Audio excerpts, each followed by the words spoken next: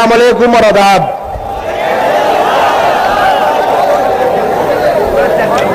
मेरे बड़ों बुजुर्गों, मुझे खुद बड़ा अजीब सा लग रहा है कि मैं आपका कल का बच्चा आकर इस मंच पर एक सियासी भाषण दे रहा हूं।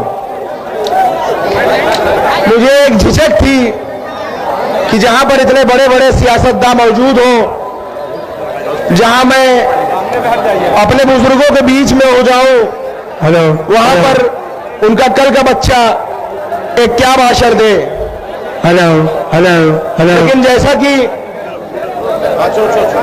लेकिन जैसा कि मैं एक सियासी घर में पैदा हुआ और बड़ा हुआ,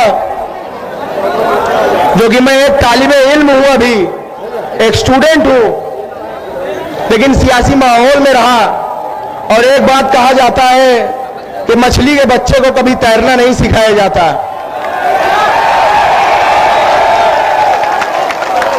वही खून मेरी भी रगों में है, वही हौसला, वही ताकत, वही जज्बात मेरी भी रगों में है, लड़ने की कुव्वत मेरी भी रगों में है। उसी बाप की औलाद हूं मैं भी।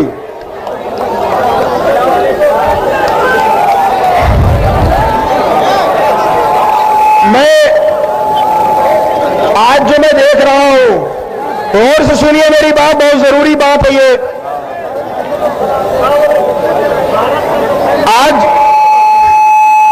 आज इतने दिनों से मैं देख रहा हूं और एक जमाने से देखता आ रहा हूं, और अपने अब्बा से बात करने के बाद, और उन्होंने कहा कि एक लीडर हिंदुस्तान में है, इतना अपडेटेड, इतना हाईली लर्नेड लीडर मैंने अपनी जिंदगी में नहीं देखा।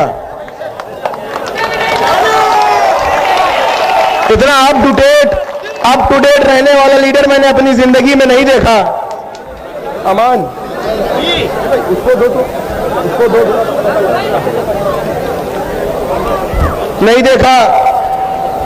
एक निजी वाकया बताऊं तो जब अब्बा जेल में थे, अभी गुजरात जेल में पहुंचे, उनको महज 2 साल से वो जेल में है गुजरात में। तो जब से वो गुजरात जेल में है, वो 2 ही चीज लाने को कहते हैं। एक अर्तुगरुल की सीरीज ले आ दो, कहते हैं कि एक अर्तुगरुल की सीरीज ले आ दो, और जनाब असदुद्दीन ओवैसी साहब की स्पीचेस ले आओ। यहां तक कि ये जुनून उनकी स्पीच को सुनने का कि जो जब सांसद थे उस समय के, जो अब्बा के पीए थे, उनको दिल्ली में कहलाया कि जब मैं सांसद था और उससे पहले उस जमाने के जो असदुद्दीन ओवैसी साहब की स्पीचेस हैं वो मुझे पेन ड्राइव में करके जेल भेजो, ये तक कहलाया गया। तो जब मैंने अपने अब्बा की बात सुनी, असदुद्दीन ओवैसी साहब के बयानों को सुना, स्पीचेस को सुना, तो यह एहसास हुआ मेरा भी जो इल्म है, जो अक्ल इजाजत देती है, उस हिसाब से हमें समझ में आया कि हम आज तक ठगे जा रहे हैं। आज तक हम ठगे जा रहे हैं। जैसे कि कहा जाता है कि तुम्हारी फाइलों में गांव का मौसम गुलाबी है, मगर ये आंकड़े झूठे हैं, ये दावा किताबी है। समझ लीजिए कि इसी तरह से हम लोग ठगे जा रहे हैं और झूठ बोला जा रहा है।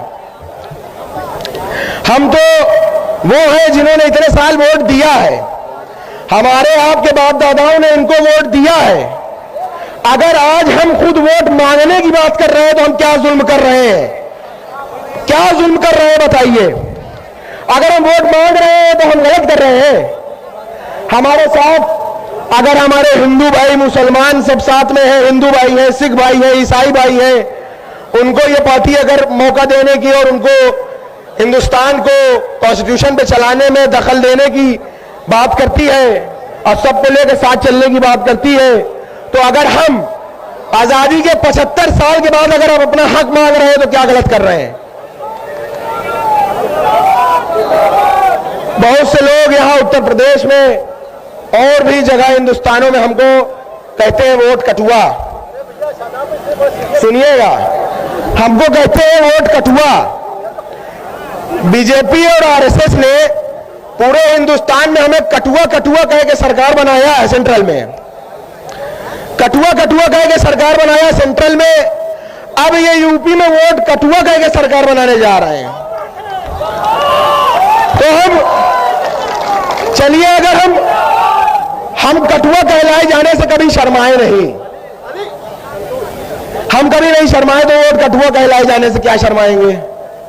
कहते हैं ये लोग वोट कठुआ, और सबसे ज्यादा तकलीफ तब होती है जब अपने कुछ भाई भी उसी में शामिल हो जाते हैं।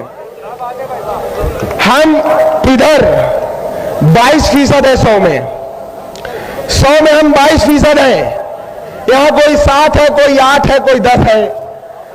हम वोट का समंदर है, वो वोट का नदी और नाला है। हम वोट का समंदर है, वो वोट का नदी और नाला है। तो क्या कभी समंदर को नदी और नाले रास्ता दिखाते हैं? कि नदी और नाले आके मिलते हैं समंदर में, आके ये मिलते हैं हमें, ना कि हम इनसे गुजरते हैं। ये अपने अंदर एक एहसास लाइए, कभी किसी से कम ना समझिए। एक नारा रखिए कि हम पर क्यों कठुओं का नारा है, अरे 100 में 22 हमारा है। हम पर क्यों कठुओं का नारा है, 100 में 22 हमारा है। अगर मैं बचपने की बात करूं कुछ, तो मैं छोटा सा था, सुनिएगा। तो मैं छोटा सा था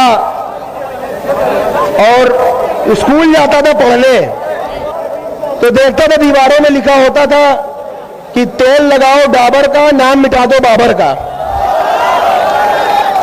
और लिखा होता था कि मुसलमानों तुम्हारा स्थान पाकिस्तान या कब्रिस्तान। तो ये मैं सोचता था कि ये किसको कहने की बात कर रहे हैं। मैं स्कूल जाता था तो पढ़ता था कि बाबर तो एक राजा था, औरंगजेब एक राजा था, ये किसको इशारा करने की बात कर रहे हैं। बाद में मुझे एहसास हुआ कि ये हमें इशारा करते हैं।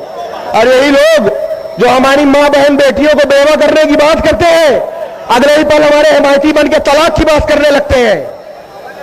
ये कहां करे वहां से बताइए, इन पर कैसे भरोसा करा जाए। आप खुद सोचिए कि एक तरफ हमारी माँ बहनों को बेवा कर रहे हैं, दूसरी तरफ तलाक की बात कर रहे हैं। यकीन करने लायक है कि नहीं है ये लोग? आप बताइए। और हमसे बड़ा देशभक्त कौन है? हमारे पास चॉइस थी, चाहते तो जा सकते थे। कौन है हमसे बड़ा देशभक्त? चॉइस थी, हमारे पास जा सकते थे लेकिन रुक गए। हम वो नहीं है जो कराची चले गए, उनमें से नहीं हम रुक गए। चाहते तो चले जाते बाप दादा हमारे, लेकिन नहीं गए, रुक गए। और हमारी पुश्तें यही दफन होंगी इंशाअल्लाह इसी मिट्टी में।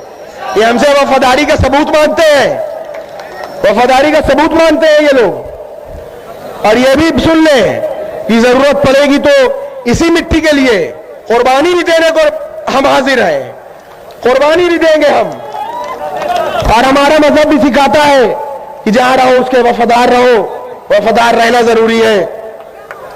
और ये अब्बा ने तब भी कहा था कि ये लोगों, ऐ सियासतदारों सुन लो, हम सीने पे गोली खाएंगे, मुरली मनोहर जोशी तुम सीने पे गोली नहीं खाओगे। ये अब्बा ने बोला था।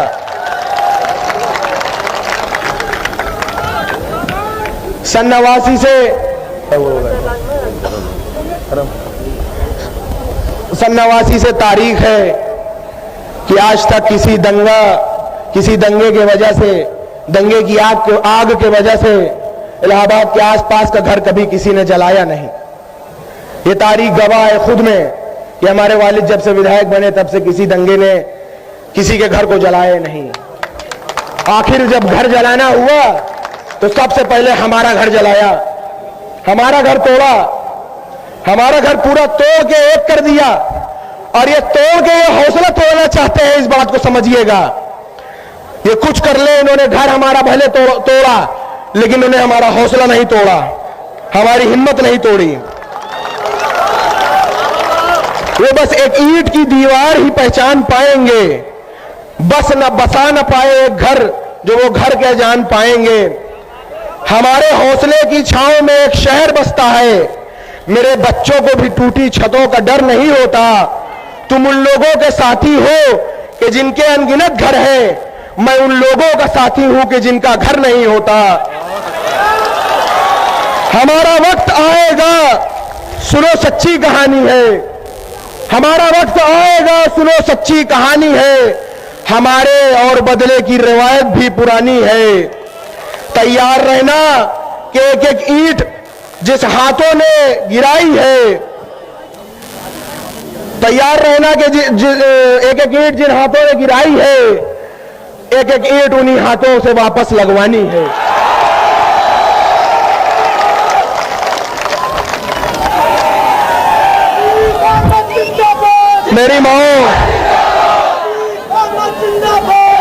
मेरी माँ से कहा मैंने,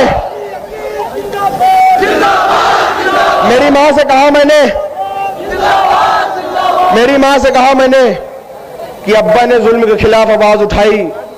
आप 26 साल से उन्हें जेल में देख रही हैं।